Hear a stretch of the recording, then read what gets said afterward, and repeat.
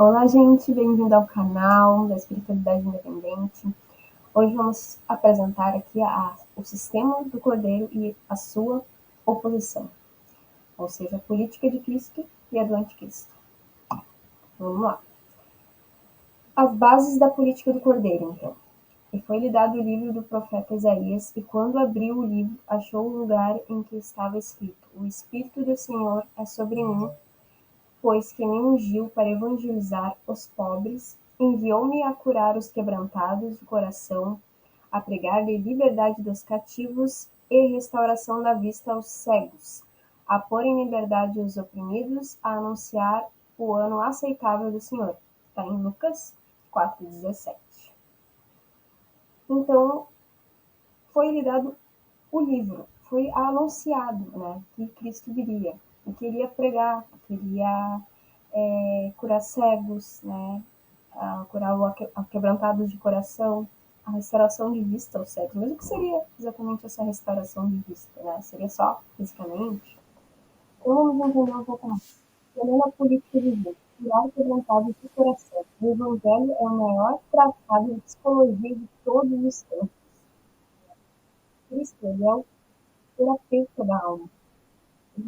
Ele que veio com aquela, veio nos acalmar, nos mostrar que tudo tinha um porquê, e ele passou por tudo aquilo, né?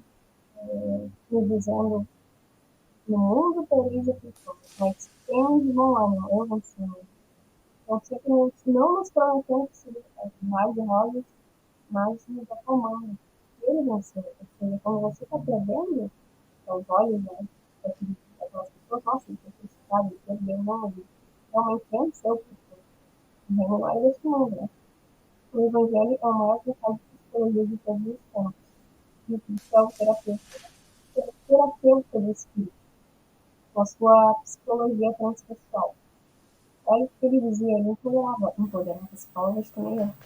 Mas enfim, vós sois deuses. Olha o poder das palavras que dizia. Nos mostrando que a gente tem poder, nem quando acontece aquela cura, né, daquela mulher que tinha hemorragia, e que ela toca na veste dele, e ela fala: eu sabia que se eu tocasse, eu ia ser curado. Ele disse: mas não foi eu que te curei. Ela agradecia a ele: foi a tua fé.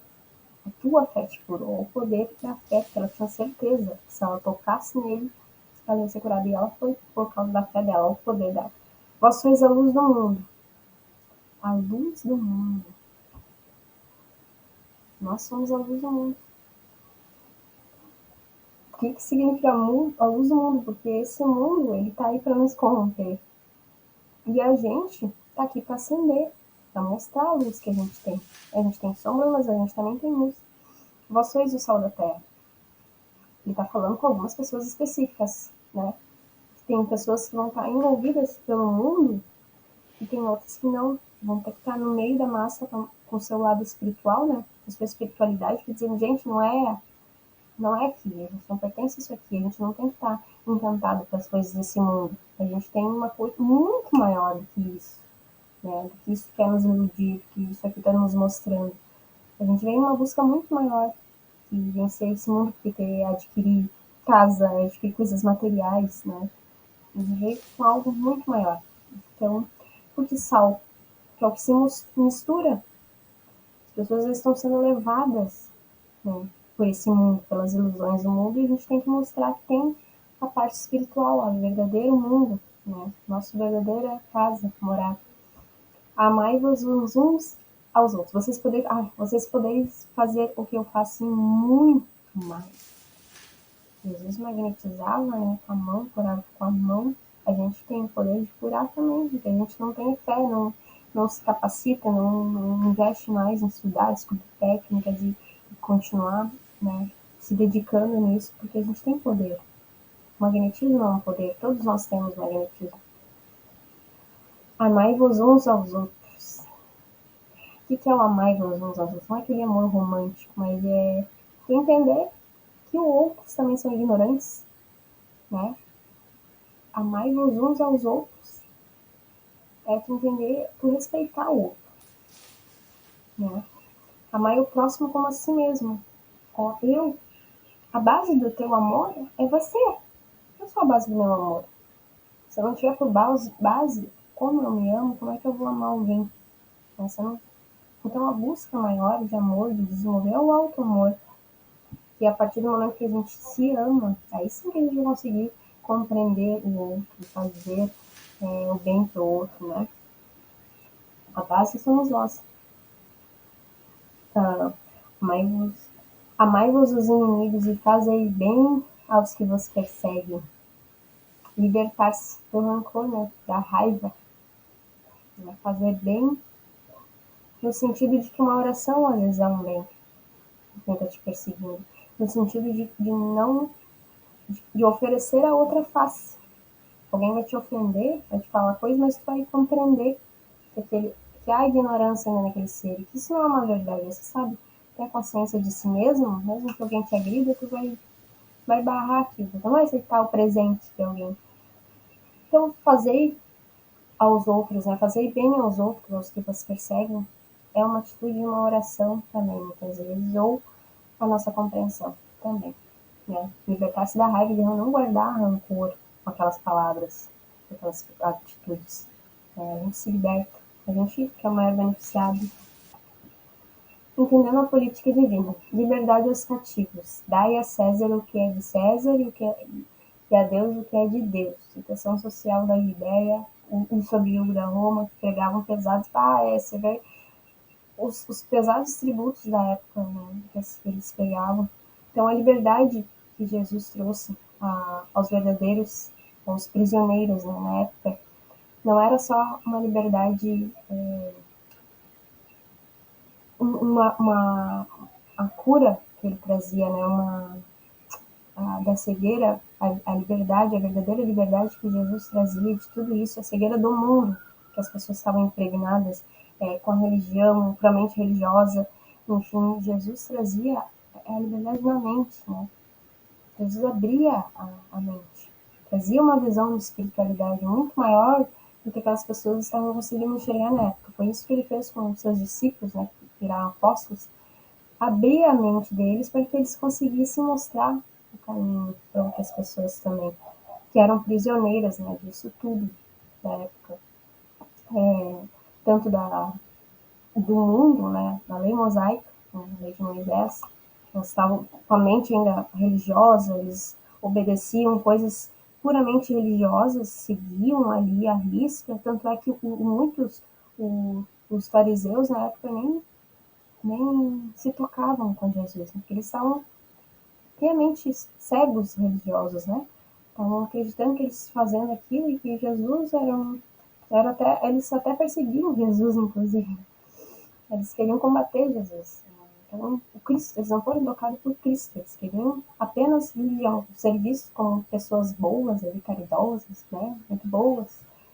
E enquanto o verdadeiro Cristo ficava de lado, e muitas vezes hoje é o que acontece. Entendendo a política divina, a restauração da vista aos cegos, é isso que a gente estava falando, comentando, essa visão que ele trazia, né, para os discípulos, apóstolos, enfim, que abria a vista, também de representantes políticos, né, Zaqueu cobrador de impostos, do próprio Mateus, né, o Mateus também era cobrador de impostos.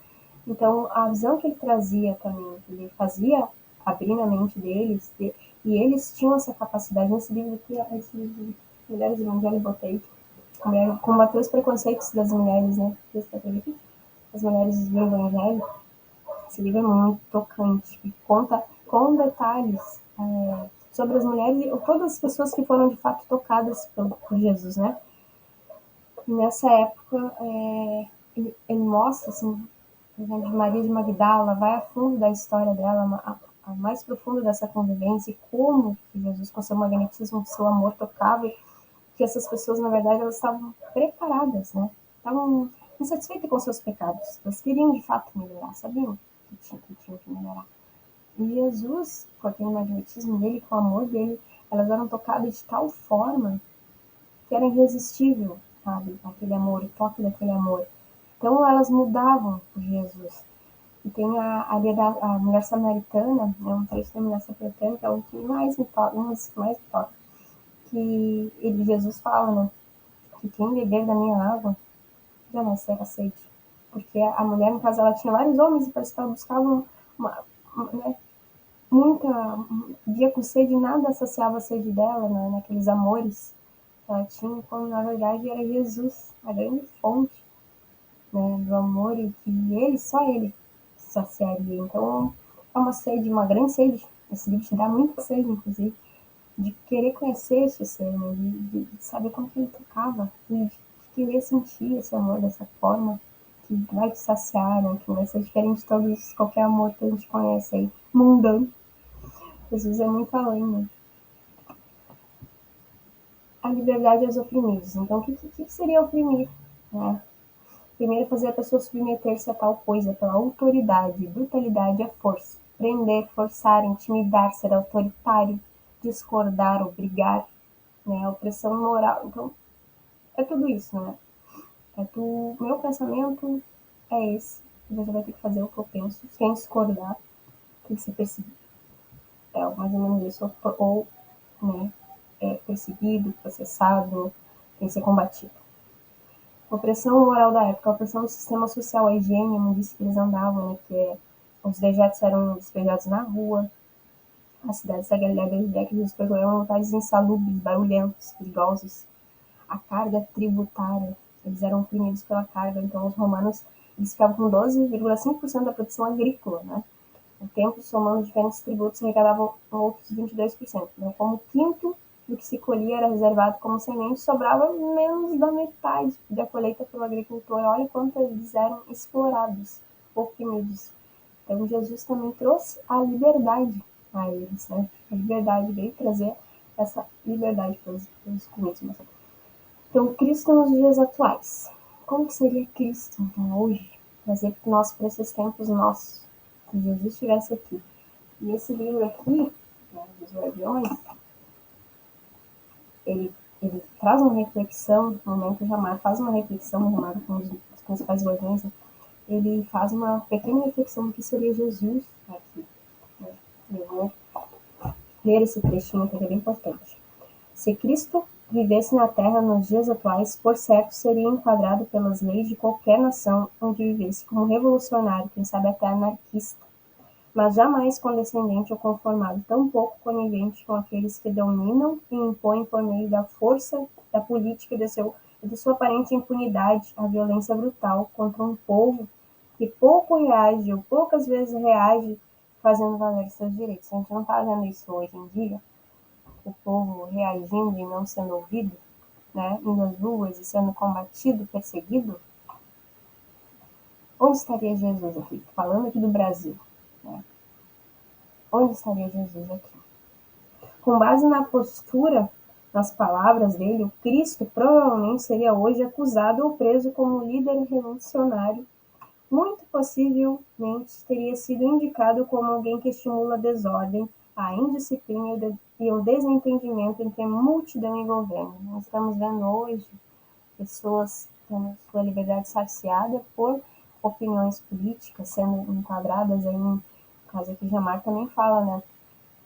Eu não vou dar spoiler do livro, mas pessoas que se dirigiram, que protestaram, querem dar sua opinião contra essas ações ditatoriais do governo e serem presas, né? Sendo caindo em armadilhas aí, para que elas sejam silenciadas. Muito disso aqui a gente está vendo nos dias atrás. Então, é bom para a gente refletir onde estaria Cristo, onde a gente quer estar, se a gente quer realmente estar ao lado de Cristo, onde, né, à frente se encontrar, né, porque estamos em meio a esse campo de batalha. Revelação, nesse livro aqui, do Apocalipse, vou só mostrar ele aqui, tá? Ele traz o significado das profecias contidas na Bíblia, ele traz uma visão mais clara, né, sobre a perspectiva do olhar do Espiritismo, os acontecimentos previstos, Guerra Mundial, entre outros, né, que foram citados já aconteceram, então ele explica também, é uma chave para compreender os alertas atuais sobre eventos que estão ocorrendo e que estão ainda por vir. Esse livro é super indicado, então, para quem quiser saber, quem quiser se atualizar no momento atual, esse livro é indicado. Tá bom?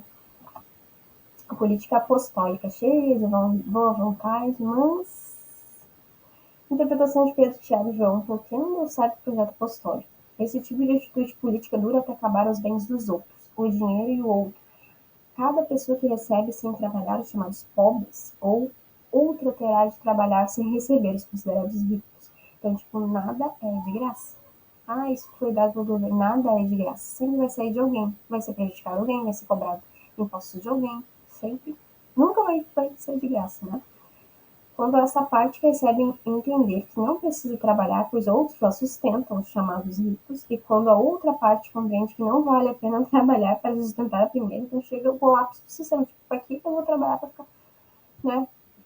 Eu não consigo ter tudo aquilo que eu produzo, eu tenho que estar dando para outras pessoas, então, tipo, o que compensa eu trabalhar? Então, eu vou trabalhar também, colapso do sistema, eu não trabalho, ninguém trabalha, que eu vou receber também do governo, então, vai ficar em casa de boa, e aí ninguém evolui, né?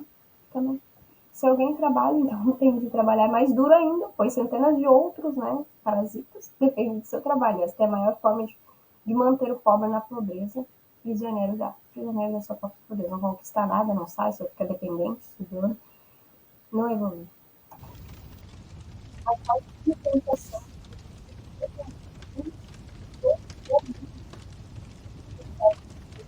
penitentes do mal, das forças externas e ainda incompreendidas por muita gente.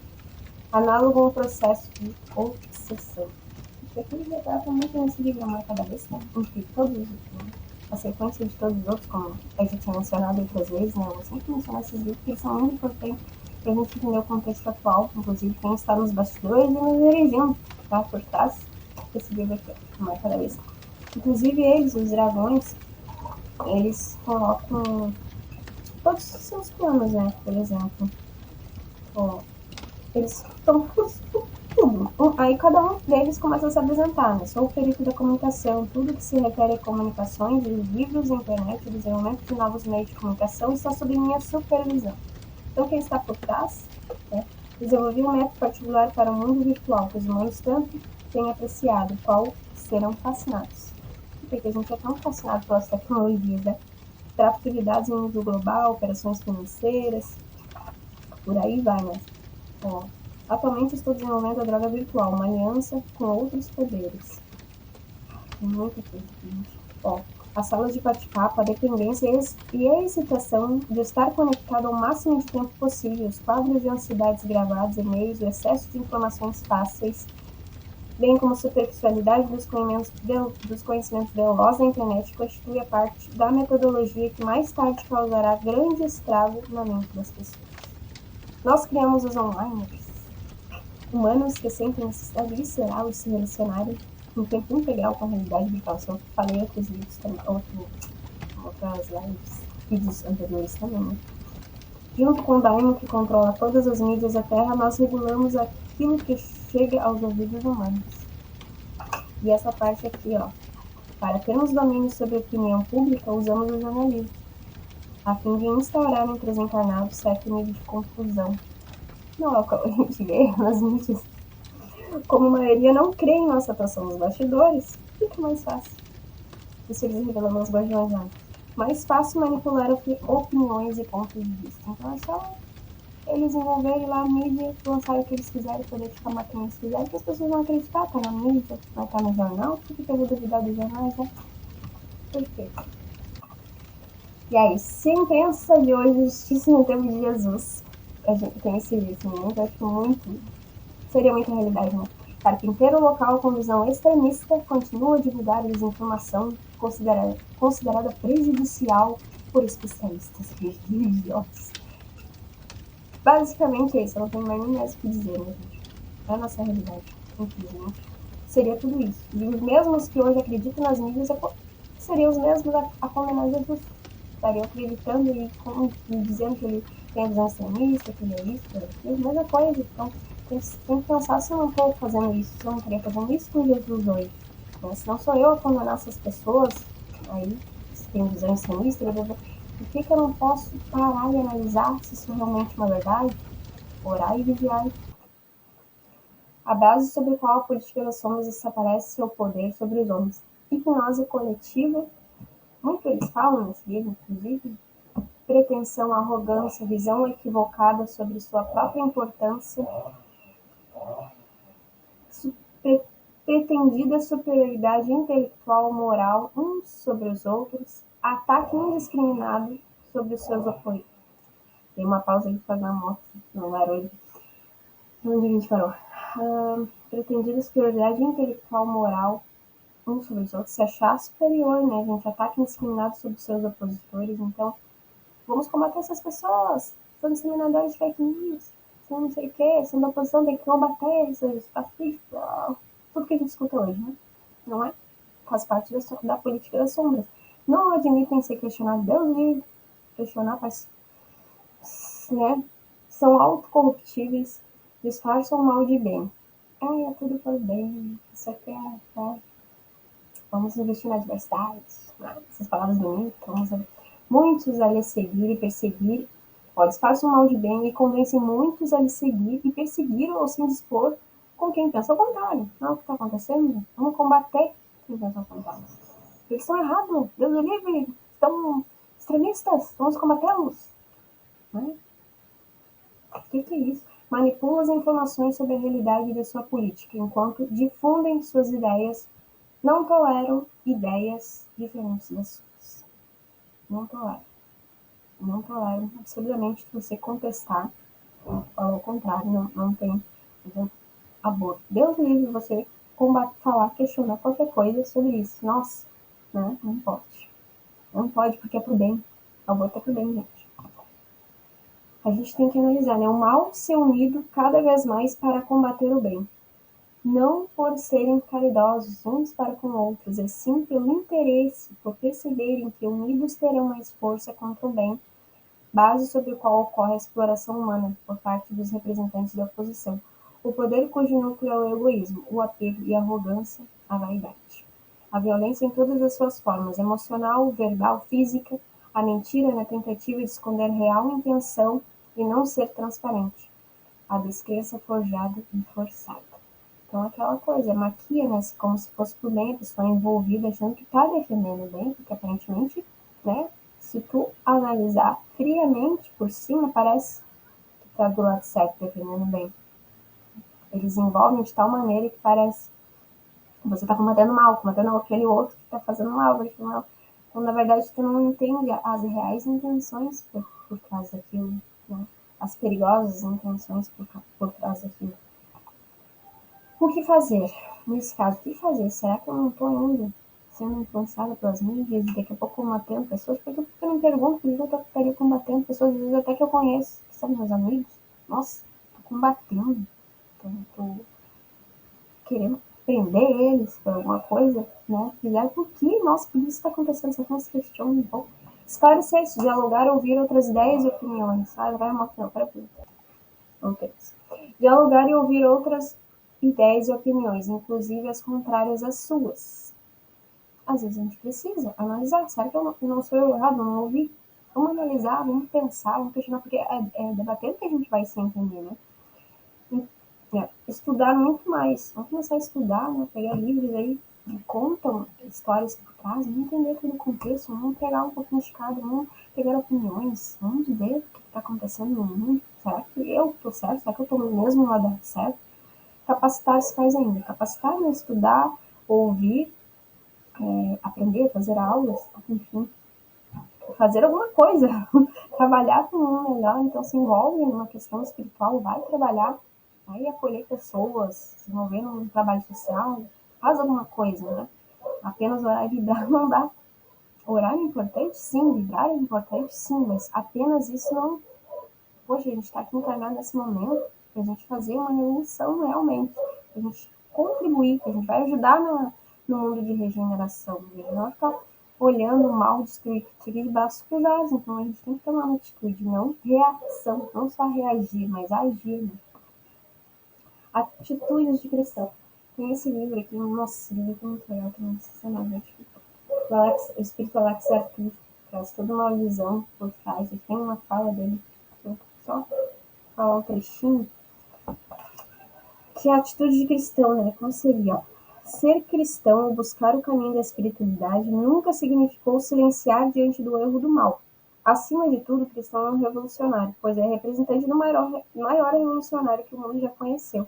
Afinal, o sublime Avatar soube compreender a verdadeira revolução de caráter social, espiritual e filosófico, sem precisar tomar da espada para ferir, embora tenha empregado veemência para fazer-se respeitar e estabelecer limites. Limites àqueles que exibiam como mercenários da maldade, explorando o próximo e sabotando o progresso da sociedade onde viviam. O cristão que se exime de se pronunciar, de dizer o que precisa ser dito, expor-se, conversar, dialogar, discutir ou até enfrentar abertamente o erro em nome de uma pretendida paz, desconhece o comportamento daquele que diz o seguir. O Nazareno sempre se expôs em nome do ideal que veio pregar, em nome do reino que veio inaugurar. Não obstante, no momento certo, soube que se calar quando seus interlocutores não estavam preparados para compreender a verdade. É preciso saber a hora de se pronunciar, de falar, de defender o bem e estabelecer de modo consciente e consequente as bases do reino nos corações humanos. O momento atual é de falar. É hora de não se calar, pois o mundo espera por pessoas corajosas que possam defender o bem, o que é bom, o que é do bem, que fará este mundo melhor. Eu gosto muito de um trecho que ele cita aqui embaixo. Quando possas, não te omitas. Quando puderes, manifesta teu pensamento e defende o bem, o certo e a atitude ética, sem massacrar aquele que age de forma contrária. Expõe-te sem pretender fazer inimigos. Entende também que quando alguém diz ao contrário ao teu pensamento, isso não significa necessariamente que ele seja teu inimigo e esteja a te combater. O outro, assim como tu, tem o direito de divergir. Lembra que se fosse chamado a servir, se és representante de um reino eterno, embaixador do país das estrelas, cabe a ti a defesa do ideal, a argumentação a favor do que é ético, do que tem lisura e compostura, do que distingue o bem e promove a cultura da paz. Considera, porém, que para a paz ser estabelecida definitivamente sobre a terra, a paz verdadeira e não a paz imaginária, romântica ou fantasiosa, é preciso que te exponhas em nome do ideal que defendes, é necessário ir à luta sem criar um estado de guerra. É urgente que os bons saiam a campo e aprendam a defender o bem, onde e quando o bem estiver sob ameaça. É o que estamos enfrentando no momento atual, né, gente? O momento da gente enfrentar, se expor em nome do bem, do que é ético, do que é moral, porque nós estamos enfrentando a política de Cristo e do anticristo. Nós estamos vendo aí o evangelho sendo deturpado, né? Então, tá invadindo uma outra política em cima de uma outra. Então, tem dois, então as duas colidindo. Então, a gente tem que saber muito bem, estudar muito bem o que é a política de Cristo, para a gente ver se a gente não está combatendo ela, entendeu? A gente não está aí na política do anticristo, que ela é muito, como que eu vou dizer assim, muito atraente. Ela maquia como se fosse algo bom, porque ela nunca vai mostrar algo ruim, ela vai nos induzir, né? Nos fazer pensar que a gente está do lado bem, defendendo bem, quando na verdade pode não. Como diz um querido amigo, mesmo no caminho do bem você pode estar bem mal. Se a gente não tiver estudado, curado, vigiado, estudado de fato o que é a política de Cristo, a gente pode ser que a gente esteja sem saber defender a do anticristo, que é os nossos verdadeiros inimigos, né? Então, muito cuidado, muito critério. E quando você vê o que é justo, de verdade, onde as leis morais, as leis de Cristo estiverem em perigo, vamos defender. No mínimo é isso. Então, tá, é isso, gente. Sigam o canal, curta, compartilha, para que chegue a mais pessoas. Tchau, tchau.